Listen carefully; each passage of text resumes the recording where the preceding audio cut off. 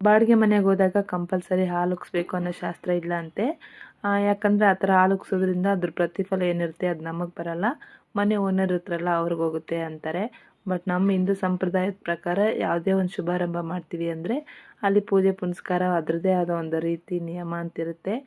Almost ಎಲ್ಲರೂ ಹಾಲು ಉಕ್ಸಿನೇ ಹೋಗ್ತಾರೆ. ಸೊ ಅದರಿಂದ ಪಾಸಿಟಿವ್ ಮೈಂಡ್ಸೆಟ್ ಆಗಲಿ, ಪಾಸಿಟಿವ್ ವೈಬ್ಸ್ ಬರಲಿ ಅಂತ.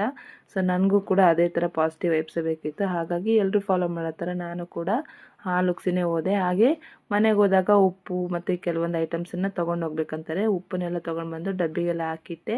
ಇನ್ನು ಕುಶುನೇ ಪೂಜೆ ಮಾಡ್ತೀನಿ ಅಂದರೆ ಅವನೇ ಮಾಡ್ತಾಯಿದ್ದಾನೆ. ಹಾಗೆ ಬಾಡಿಗೆ ಮನೆಗೆ ಹೋಗೋರು ಶುಕ್ರವಾರ ಹೋದರೆ ಒಳ್ಳೆಯದಂತೆ. ಸೋಮವಾರ ಮಂಗಳವಾರ ಯಾವುದೇ ಕಾರಣಕ್ಕೂ ಹೋಗಬಾರ್ದು. ಹಾಗೆ ಶ್ರಾವಣ, ಆಷಾಢ ಮತ್ತು ಭಾದ್ರಪದ ಮಾಸದಲ್ಲಿ ಹೋದರೂ ಕೂಡ ಒಳ್ಳೇದಂತಾರೆ. ಬಟ್ ನಮಗೆ ಕೇಳಿದಾಗ ಮನೆ ಸಿಗೋದು ಕಷ್ಟ. ಬಟ್ ಆ ಟೈಮಲ್ಲಿ ಸಿಕ್ಕರೆ ಮಿಸ್ ಮಾಡಿದೆ. ಆ ಮಾಸಗಳಲ್ಲಿ ಹೋಗಿ ಪೂಜೆ ಎಲ್ಲ ಮಾಡಿದ್ದಾದ್ಮೇಲೆ ಹಾಲು ಉಗ್ಸೋಕ್ಕೆ ಸ್ಟಾರ್ಟ್ ಮಾಡಿದ್ವಿ. ನಾನು ಹಾಲು ಉಗ್ಸಿರೋದು ಇದೇ ಫಸ್ಟ್ ಟೈಮು. 2 ಸಾರಿ ನಾವು ಶಿಫ್ಟ್ ಮಾಡಿದ್ದೀವಿ ಅಂದರೂ ಕೂಡ ನಾನು ಡೆಲಿವರಿ ಟೈಮಲ್ಲಿ ಮಾಡಿರೋದ್ರಿಂದ 2 ಸಾರಿನೂ ನಮ್ಮ ಮನೆಯವರೇ ಆ ಮನೆಗೆ ಹೋಗಿ ಹಾಲು ಉಗ್ಸಿರೋದು. ಹಾಗೆ ಉಗ್ಸಿರೋ ಹಾಲಲ್ಲಿ ಸ್ವೀಟ್ ಮಾಡಬೇಕು ಅಂತಾರೆ. ಬಟ್ ನಮ್ಮ ಮನೇಲಿ ಟೀ ಲವರ್ಸ್ ಜಾಸ್ತಿ, ಅದಕ್ಕೆ ಅಲ್ಲೇ ಟೀ ಎಲ್ಲ ಮಾಡ್ಕೊಂಡು ಕುಡಿದ್ವಿ. ಹಾಗೆ ತುಂಬಿದ ಕೊಡೋದು ನೀರು ಕೂಡ ಮನೇಲಿ ತರಬೇಕು ಅಂತಾರೆ. ಇನ್ನೂ ಅದನ್ನೆಲ್ಲ ತಂದಿಟ್ಟು ಇವತ್ತೇ ಶಿಫ್ಟ್ ಮಾಡೋಣ ಅಂದರು.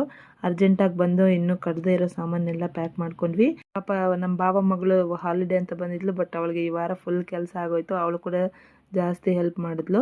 ಇನ್ನು ಊರಿಂದ ನಮ್ಮ ಬಾವರು ಬರ್ತಾರೆ ಅಂತ ಹೇಳ್ಬಿಟ್ಟು ಶಿಫ್ಟ್ ಮಾಡೋದು ಕ್ಯಾನ್ಸಲ್ ಮಾಡಿದ್ವಿ. ನಾಳೆ ಶಿಫ್ಟಿಂಗ್ ವಿಡಿಯೋ ಹಾಕ್ತೀನಿ ನೋಡಿ.